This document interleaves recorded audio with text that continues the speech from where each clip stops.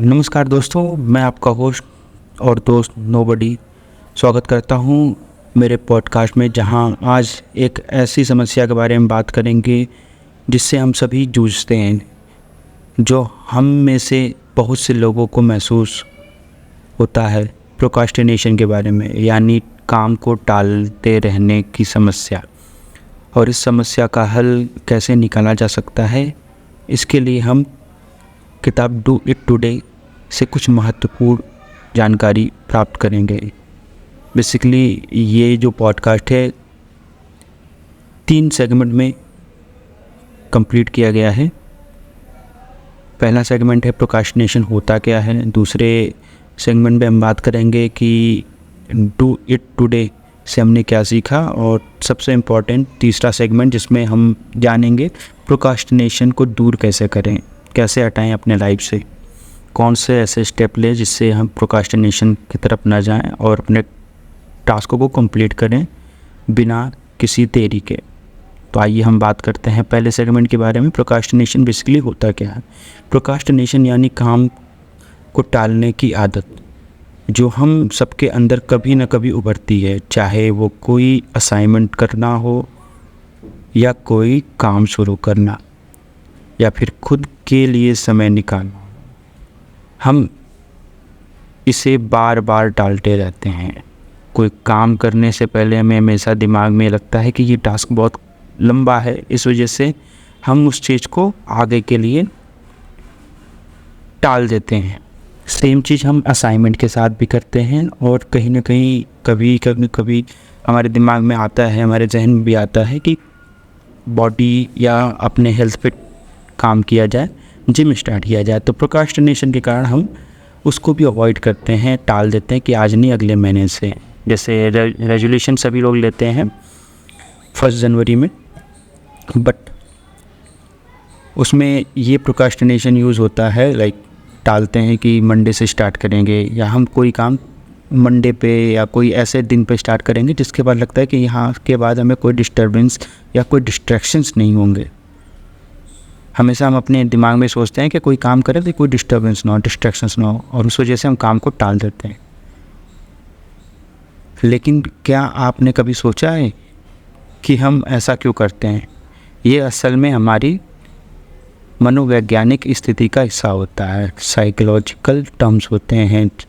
जब हम किसी काम को टालते हैं तो हम अस्थायी रूप से अपने आप को तनाव से मुक्त कर लेते हैं, लेकिन लंबी अवधि में ये हमें और ज़्यादा तनाव और चिंता में डाल देता है। बात करें दूसरे सेगमेंट की, तो मैंने एक किताब पढ़ी डू इट टुडे, जहाँ से मैंने एक चीज़ सीखी जो कि मैं आपको इस पॉडकास्ट में बताऊंगा। बात करते हैं डू इट टुडे के महत्वपूर्ण हिस्से की। लेखक ने इस किताब में बताया है कि प्रोक्रास्टिनेशन को हराने के लिए सबसे पहले ये समझना ज़रूरी है कि इसे क्यों और कैसे टालते हैं। इस बुक को पढ़ने में मुझे बहुत अच्छा और मज़ा भी आया, बट इस किताब ने मुझे बहुत प्रभावित किया। और मैं आपको बताना चाहूँगा, उसमें एक लाइन लिखी हुई थी जो कि मुझे बहुत ही अच्छी लगी। आपका कल सिर्फ तभी बेहतर होगा जब आज का सही उपयोग करेंगे। लाइक कोई भी काम या कोई भी चीज़ का रिज़ल्ट तभी निकलेगा जब हम आज से उसका काम या उस टास्क पे काम करना स्टार्ट करेंगे। इसका मतलब यह है कि हमारा भविष्य हमारे आज पर निर्भर करता है। जब हम आज के काम को कल पर छोड़ देते हैं तो हम अपने कल को बेहतर बनाने का मौका खो देते हैं। बात करें तीसरे सेगमेंट की, जिसमें हम बात करेंगे प्रोक्रास्टिनेशन को कैसे हटाएं, कैसे दूर करें। तो अब सवाल उठता है कि हम प्रोक्रास्टिनेशन को कैसे हटाएं। मैं आपके साथ कुछ टिप्स शेयर करूंगा जो आपको हेल्प करेगा प्रोक्रास्टिनेशन को ओवरकम करने में। सबसे पहला जो स्टेप है वो है छोटे कदम उठाने के ऊपर। बड़े काम को छोटे छोटे हिस्सों में बांटें और एक एक करके उन्हें पूरा करें। कोई काम मिलता है या कोई टास्क होता है, उस टास्क को आप एक हिस्से में डिवाइड करने हैं। उस हिस्से में डिवाइड करने के बाद उसके छोटे छोटे जो टास्क हैं उसको कंप्लीट करें। जब टास्क कंप्लीट होगा तो आपको अच्छा महसूस होगा, यू फील बेटर, तो आपको मोटिवेशन भी मिलेगा आपको अगले टास्कों को कंप्लीट करने के लिए, उसको स्टार्ट करने के लिए। अगर हम कोई टास्क करते हैं, बड़ा टास्क करते हैं, अगर कहीं उलझ जाते हैं तो फिर हमारा मन नहीं करता। लेकिन अगर हम छोटे छोटे टास्क को कंप्लीट करते हैं और टास्क कंप्लीट होता है, अचीवमेंट मिलती है, तो हमें अच्छा भी लगता है। दूसरा जो स्टेप है वो है टाइम ब्लॉक्स बनाने। हम जब टास्क डिवाइड करते हैं तो उस टास्क के साथ एक टाइम भी निर्धारित कर लें, सेट कर लें कि इस टास्क में ऑलमोस्ट कितने आवर मुझे देने हैं, कितने घंटे मुझे देने हैं, क्योंकि उससे हमें ये पता चलेगा कि कोई काम कितना टाइम ले रहा है। अपने दिन को छोटे छोटे ब्लॉक्स में भी विभाजित करें और ब्लॉक एक विशेष काम करें। लाइक कोई भी ब्लॉक्स बना लिया आपने 4 या 5 पार्ट में अपने टाइम को डिवाइड कर दिया। उसमें आपने पहले 4 घंटे में आपने कौन कौन से टास्क करने हैं वो डिसाइड कर लिया। उसके बाद फिर दूसरे 4 घंटे में कौन से टास्क करने हैं वो डिवाइड कर लिया। उसी तरीके से आप अपने टाइम को डाइवर्ट करके अपने टास्क को कंप्लीट कर सकते हैं, जो कि आपको प्रोक्रास्टिनेशन में हेल्प करेगा कि उसे आप कैसे कम कर सकते हैं। तीसरी सबसे इम्पॉर्टेंट बात यह है कि सेल्फ रिवॉर्ड सिस्टम। आप जब भी काम को कंप्लीट करें, पूरा करें, खुद को कुछ इनाम दें, ये आपको मोटिवेट भी करेगा। ये पर्सनली एक्सपीरियंस मैंने किया। जैसे मुझे कोई काम करना होता है तो मोस्टली आज के टाइम पे लोग बिंज वॉचिंग और वीडियोस और मोस्टली गेम्स वगैरह के भी एडिक्शन में हैं। ज़्यादातर अगर हम बात करें स्मार्टफोन के एडिक्शन में। जब हम स्मार्टफोन यूज़ करते हैं, रील्स वगैरह देखते हैं और वीडियोस या कोई वेब सीरीज़ कुछ भी, तो हमारा टाइम कैसे जाता है हमें पता नहीं चलता।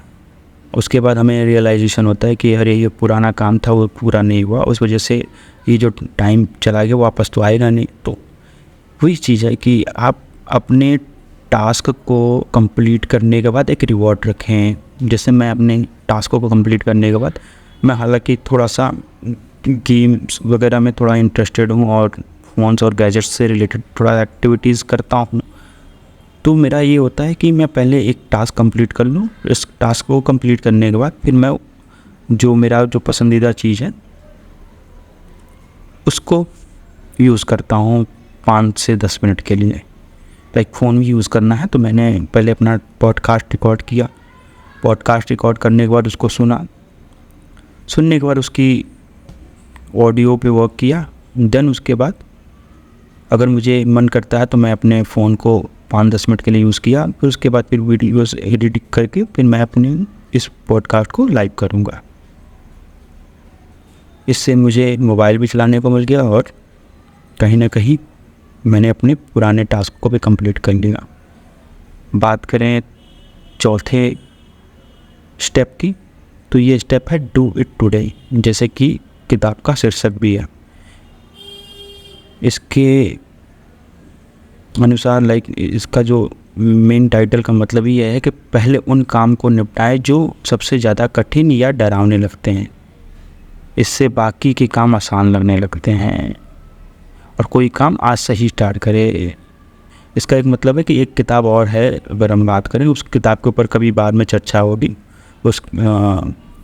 उस किताब का नाम है ईट दैट फ्रॉग। उस किताब में भी ये बात है कि अगर कोई काम या कोई चीज़ है तो जो सबसे कठिन काम है, जो जिस काम को देख के आपको डर लगता है, उस काम को पहले करें। तो बेसिकली यही 4 स्टेप्स हैं जिस पे हमने बात किया, जिसमें हम अपने प्रोक्रास्टिनेशन को कम कर सकते हैं। कंक्लूज़न की बात करें तो कंक्लूज़न ये है दोस्तों कि प्रोक्रास्टिनेशन एक ऐसी आदत है जो सभी के जीवन में कभी न कभी आती है, लेकिन इसे दूर करना भी हमारे हाथ में होता है। डू इट टुडे जैसे किताब से हमें बहुत कुछ सीखने को मिलता है और अगर हम अपने आज का सही उपयोग करें तो कल हमारा बेहतर होगा। धन्यवाद दोस्तों, और अगली बार फिर मिलेंगे नई महत्वपूर्ण चर्चा के साथ। अब तक के लिए आपने काम को टालें नहीं, उसे आज ही करें। आशा करता हूँ आपको हमारा पॉडकास्ट अच्छा लगता होगा। धन्यवाद।